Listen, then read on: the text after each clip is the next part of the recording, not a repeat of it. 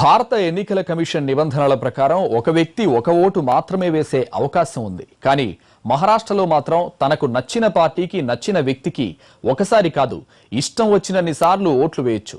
అవును, మీరు విన్నది నిజమే. అక్కడ ప్రజాస్వామ్యంగా ఓటు వేసే చేతి వేలును కూడా నకిలీ ఎందుకు చేయకూడదనుకున్నారు. అంతే, సీన్ కట్ చేస్తే నకిలీ వేలి తొడుగులు తయారు చేయడమే కాదు ఏకంగా అమ్మకానికి పెట్టారు. మహారాష్ట్రలో స్థానిక ఎన్నికలు జరుగుతున్న వేళ వీటికి తెగ డిమాండ్ ఏర్పడింది. అక్రమార్కులు బోగస్ ఓట్లు వేసేందుకు వీటిని ఆయుధంగా చేసుకుంటున్నారు. అచ్చం చూపుడు వేలును పోలి ఉండే తొడుగులను తయారు చేశారు.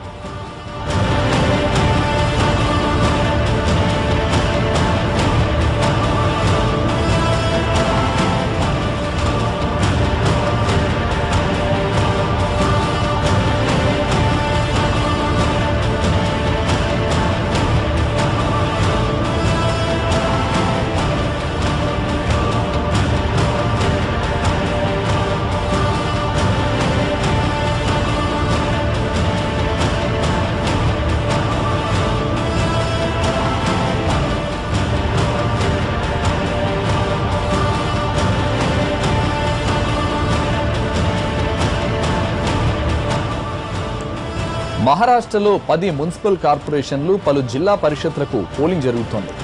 ఎన్నికల్లో బోగస్ ఓట్లు వేసేందుకు ఈ తరహా ప్లాన్ చేశారు. అచ్చం చేతివేలును పోలిన తీరునే నకిలీ వేళ్ల క్యాప్స్ తయారు చేసి నాసిక్లో ప్లాస్టిక్ వేలు తయారు చేయడంతో ఒకే వ్యక్తి 2-3 ఓట్లు వేసే అవకాశం ఉంటుంది. ఈ వ్యవహారంపై సమాచారం అందడంతో వీటిని తయారు చేసే ముఠాపై నాసిక్ పోలీసులు నిఘా పెట్టారు.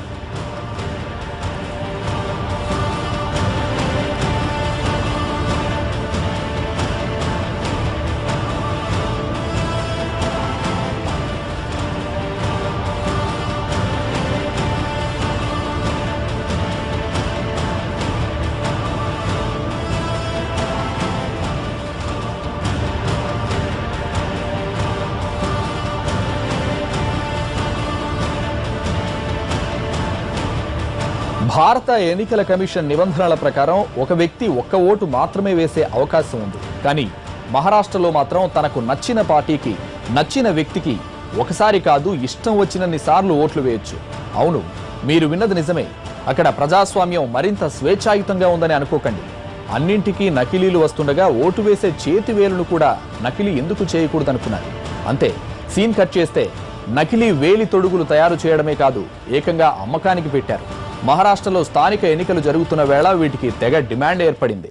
అక్రమార్కులు బోగస్ ఓట్లు వేసేందుకు వీటిని ఆయుధంగా చేసుకుంటున్నారు.